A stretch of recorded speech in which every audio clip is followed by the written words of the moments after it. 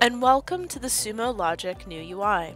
I'm Stacy with the Sumo Learn team, and I'm here today to go over some of the changes you may see as you migrate from our classic UI to our new UI. One of the first changes you'll notice is the Learn page. By default, first-time users open up to the Learn page, where they have access to quick start videos, tutorials, and other handy links.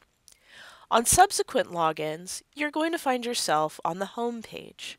A home page has quick links to get you started with queries, the setup wizard, and also to get to your content, including recently opened dashboards, recently run searches, and recommended dashboards. If you're used to navigating using the library, it's located here and here.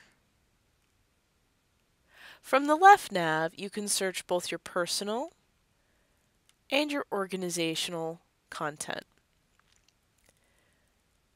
I'm going to type in Apache here, and now I can see everything within my org that's available to me with that name included. If I want to restrict it to personal, I can see that too.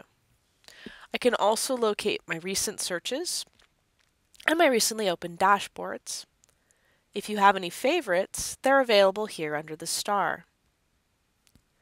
Many people have asked how to find collections.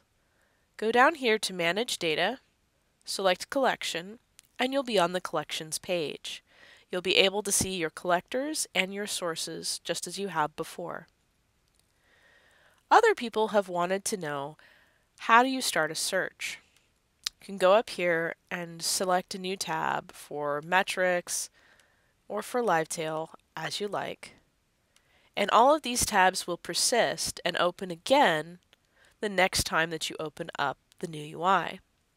If you don't like that, you can go ahead and go down to this little Sumo head icon, and you see my name's here, and go to Preferences. By default, on login, reopen the tabs from your previous session is always checked.